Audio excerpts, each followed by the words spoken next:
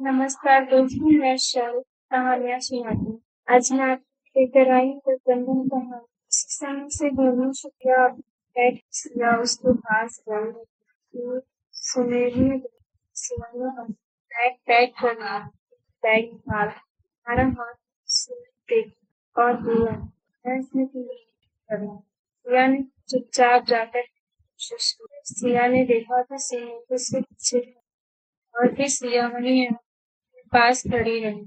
सुमेर अलमारी पर हाथ रखकर सिया को देखते हुए, सिया क्या तुम यहाँ नहीं रुक सकते?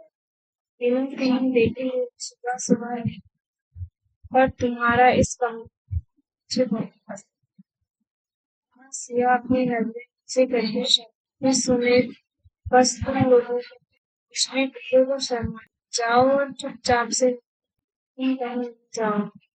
और सिया ने फिर अच्छा जी तो आप जब सिया ये देखते हुए सुमेर का हाथ के सामने सुमेर वहीं खड़ा देखता है और सुमेर को सिया की सुमेर एक ही रात में परेशान और चुपके से रिद्धि के कमरे में चला गया।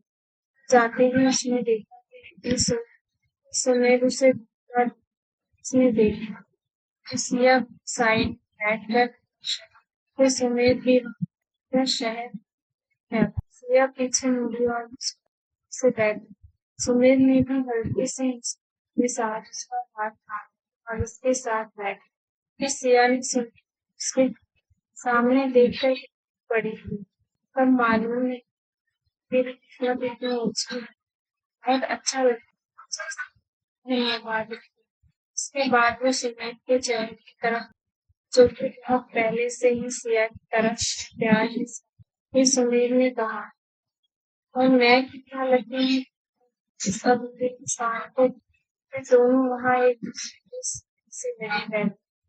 अगले दिन सुबह हुई और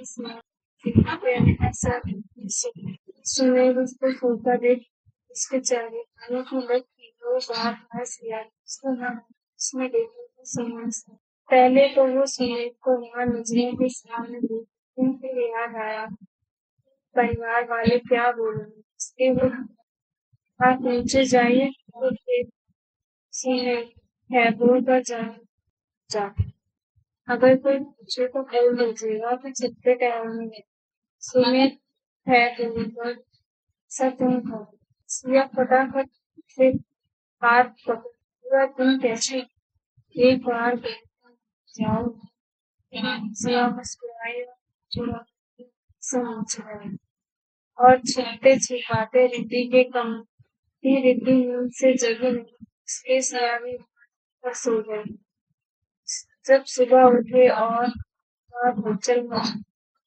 सारे लोग अपने कपड़ों में सुमेर नीचे आया तो सब कितने ही है उस पे तो कोई वैसे भी नहीं वो मुस्कुराते हुए अपने कमरे की तरफ जाने लगा उसमें रण बोला यह कल रात में पानी पीने जा रहा था दरवाजा खुला सुमेर फिर खुला रह गया है इसमें जाएगा आज शायद तक हम अच्छे से विजय आया और सुमेर गुस्से में देख के चला गया विजय भैया सब तो वो बोला लक्ष्मण बस तो पूरा दिन शादी की खुशी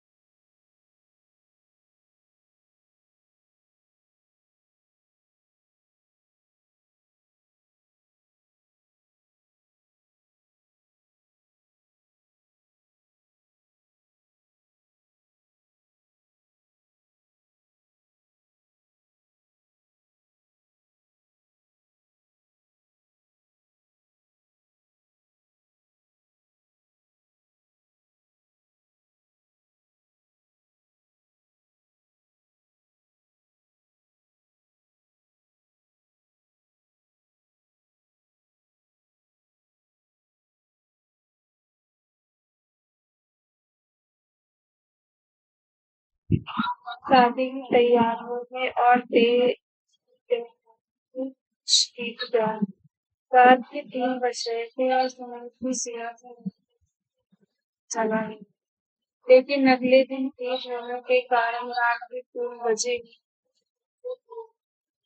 सुनीता चली गई और संदूक के बाद चला। सुनीता सिया को सगी के लिए अपना साथ दी। इसके बाद रितु को अंदर से स्नेह और विधि कर गई और सुमेर को देखने लगी। सुमेर का अंदर इस समय इतनी रात बात मुश्किल लगता है। कहते ही सुमेर चला गया। अगले दिन सुबह और सारा काम अपनी पत्नी को आराम करने को शाम में वो अच्छी तरह तैयार हो गया। का पूजा सब पर गए और अपने सब अपनी पत्नी के साथ गए।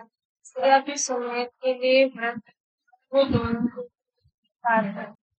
सिया ने वहाँ बड़ी मिठाई खाने दी तो सुमेर ने उसे मना कर दिया। अभी भी वहाँ पास है। मुझे लगता है इसका मतलब सुबह से मैंने उन्हें कुछ खाया। ये कहने के बाद मेरी वहाँ से चली गई। फिर सिया ने सुमेर की तरफ बढ़ी। सिया की आंखों में आंसू देखकर सुमेर ने मुस्कुराया और अपने हाथ पकड़कर उसे पकड़ा। फिर सिया अब ऐसा लगा कि सिया सुमेर के चेहरे के चिन्ह पर चोट देना पड़ी। फिर सिया भी से ही दिन पार हो गए और हर जगह दूर से लेकर तो बन दोनों एक दूसरे के साथ छिपा गए। एक दूसरे से मिला करते। देखते देखते शादी वाला दिन आ गया। शादी सारे मेहमान आ चुके हैं। देखते देखते शादी घर पे पूरी चहल पहल। सब लोग बहुत खुश थे। बारात का समय हुआ और सब नाचते गाते लगे। तो रिद्धि सिया को लेकर के पास आई। सब लोग सिया की तारीफ और सुमेर की नजर सिया पे गई। उसी पर रह गई। सिया को देखे जा रहा था। एक हर दिन से ज्यादा सिया हो गई। रणवीर सुमेर के बगल में जाकर बैठ गया और आज भी यह नजरें निकाल सब देख रहे। वैसे भी अब आने वाली कुछ भर कर देखते रहे। ये सुनकर सिया से नजर जो कि सच में इसे देखकर मुस्कुराया। हमने तो रणवीर से जाते हुए बोला तो भलाई पर फिर पीछे से किसी की आवाज आई। थोड़ा ज्यादा सुमेर के कान में आपको कोई पता क्योंकि अब सिया समय से और के लिए सिया समय और दोनों ने साथ के साथ आधे साथ अब बिल्कुल शादी पूरे के बाद सारी पहले इससे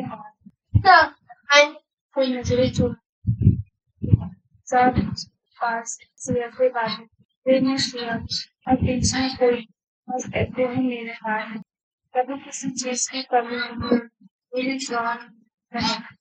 यह भी बस सुने साथ कभी सुने कॉल आ सिया किसी का कॉल आ नहीं रहता। सिया देख लीजिए ना एक बार क्या पता मुझे ये कहने को कुछ बताया सर्जरी है। सुनील ने ये बात सिया को बताई जाने फिर और मौसम के लिए कॉल लगाई हुई और सुमेर ने एक कॉल तक सुना और सुनील को नमस्कार। देखते देखते सीधा और पूरे परिवार में सुनील ने देखा कि सिया चुप सिया चुपचाप चुपी मैं सोचने लगी सारी बातें सारी सारा मास्टर जी रंजी को क्या हुआ है। रणवीर जी डॉक्टर के लिए निकला। सबको एक घंटे बाद जब लौटा तो पूरा परिवार से देखकर के पास गया। पूछना शुरू करा हाँ है सुनील क्या हुआ है। बैटरी खत्म हो गई। तभी रणवीर बोला नहीं यह हॉस्पिटल पहुंचे। फिर आते समय मैंने रास्ता चला कि रात खाई में गिर गई थी और खाई बेहोशी होने के कारण बॉडी का नुकसान उस दिया हमें उससे छुपा कि तो वो गाड़ी से और पूरा परिवार हमारा आजकल नहीं तो फिर मिलता है